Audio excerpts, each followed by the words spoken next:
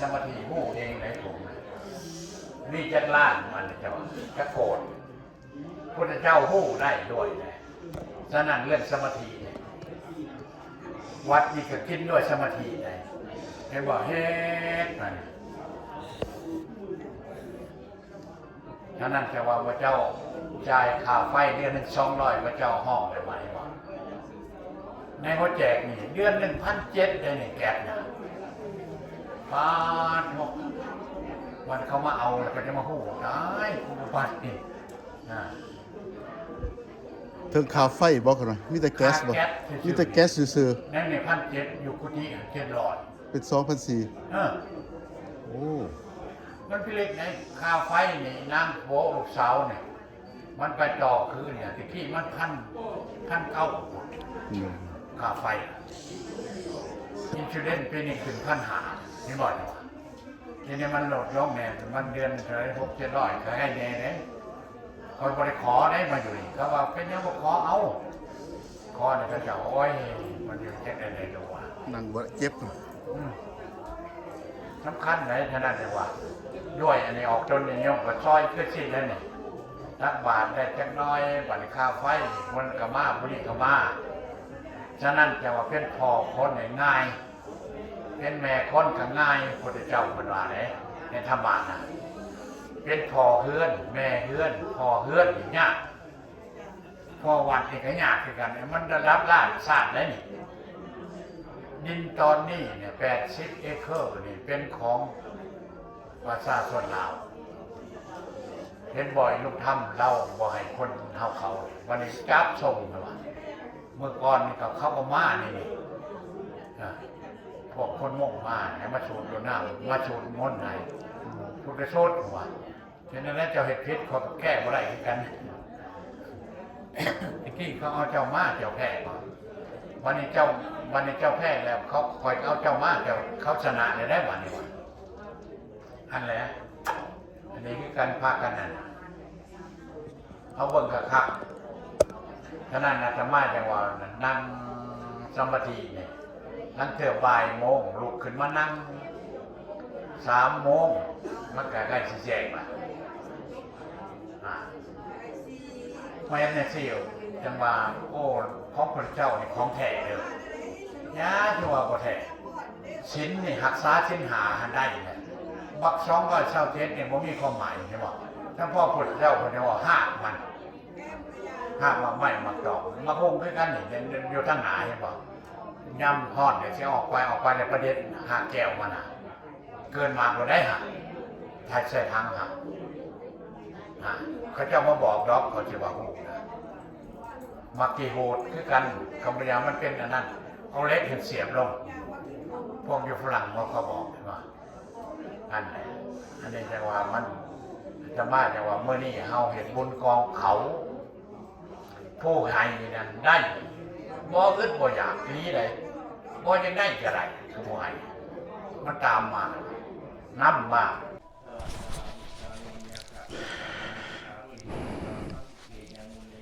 พิธีทางศาสนาได้เริ่มแล้วพี่น้อง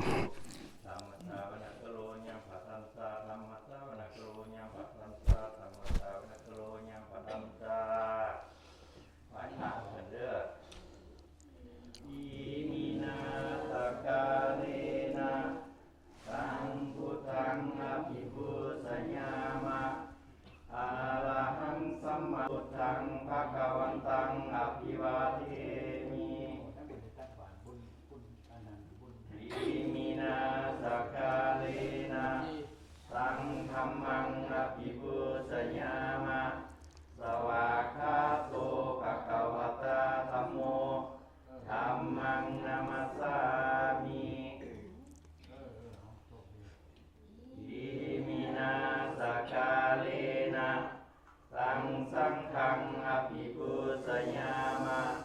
สุปฏิปันโนภะคะวะโตสาวกสังโฆสังฆังนามามินะโมตัสสะภะคะวะโตอะระหะโตสัมมาสัมพุทธัสสะนะโมตัสสะภะคะวะโตอะระหะโตสัมมา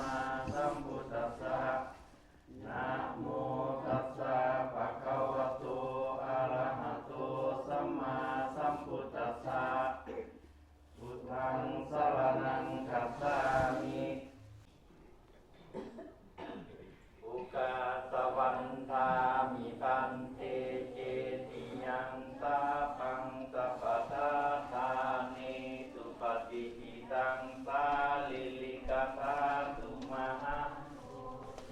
พุทธารูปังสักการังสัทธาวาจัสสามนัสสาเกวะวันทามิติตถาคติสยานิอาทานิธานิกามนิ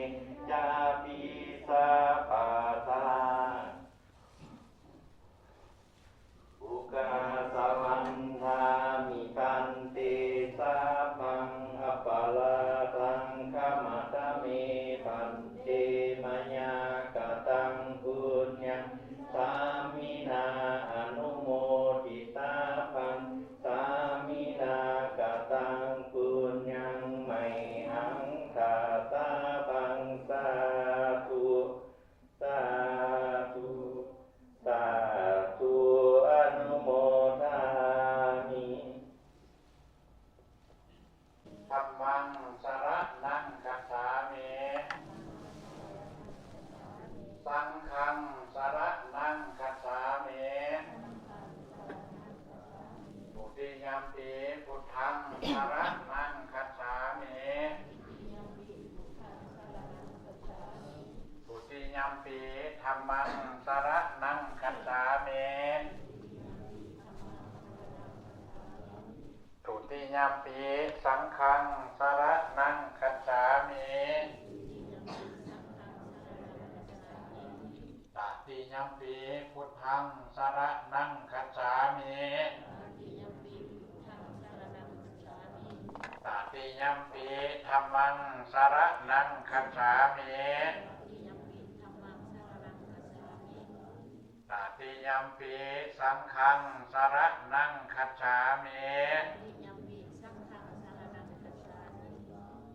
ติสรณะขมนังนิธิตังปานาติปาตาเวรมณีสิกขาปะทังสัมมาทิยามิ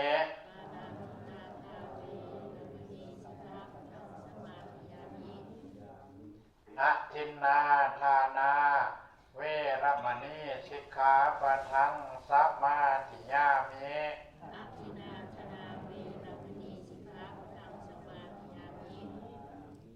กาเมสุมิจฉาจาราเวรมณีสิกขาปะทังสัมมาทิยามิ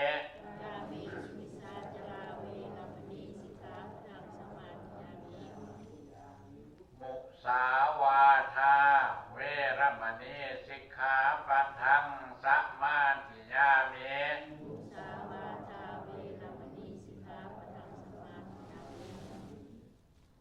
สุราเมรยมัสสะปมาทฐานาเวรมณีสิกขาปะทังสัมมาทิยามิ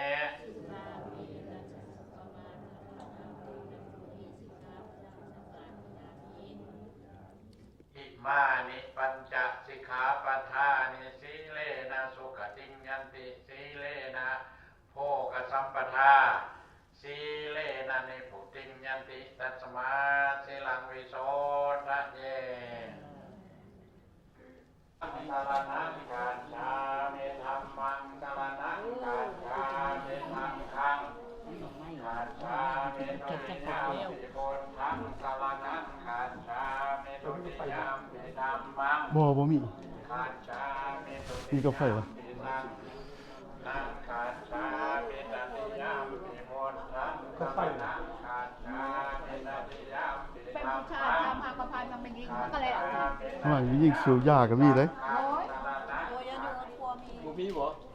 มีบ่กับไฟบ่มีบ่ บ่บ่สูบยาเนาะ โอ้ยคนเศร้าสูบยาหลายเหรอเด่น อึ้งได้แต่อึ้งกระพาย เล่นกับไฟได้เด็กกับไฟมา ได้มาแล้วไเออฟมาใส่ ได้แล้วตู้โอเค ได้แล้วเด้อ ได้แล้ว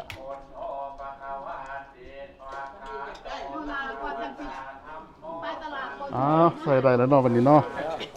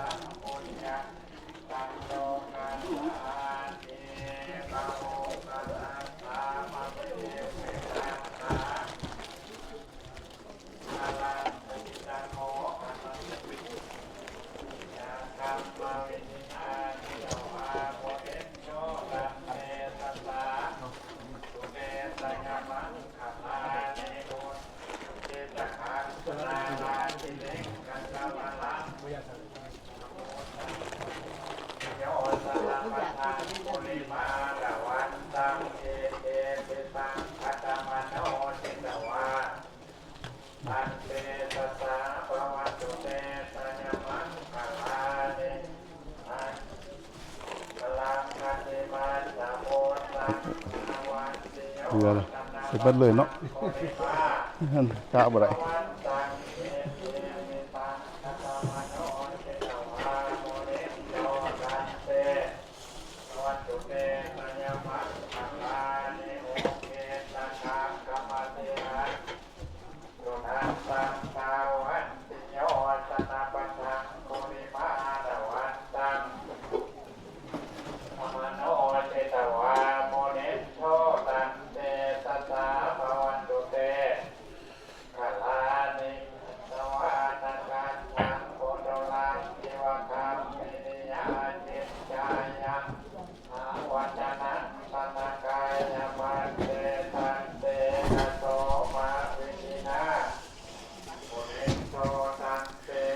บุญตากบาตรวันมาฆบูชาที่วัดอาจารย์ทรงเมืองฟาร์มิงตันรัฐมินนิโซตาเฟบรุรีวันที่15 2026 Sunday พี่น้อง FC อาทิตย์หน้าอาจจะเป็นวันที่22จะมีการตักบาตรที่วัดฟอเรสเลกในวันบุญมาฆบูชาถ้าพี่น้องเฮามีเวลาก็อย่าลืมเด้อพี่น้องเด้อไปตักบาตรที่วัดฟอเรสเลกในวันบุญมาฆบูชา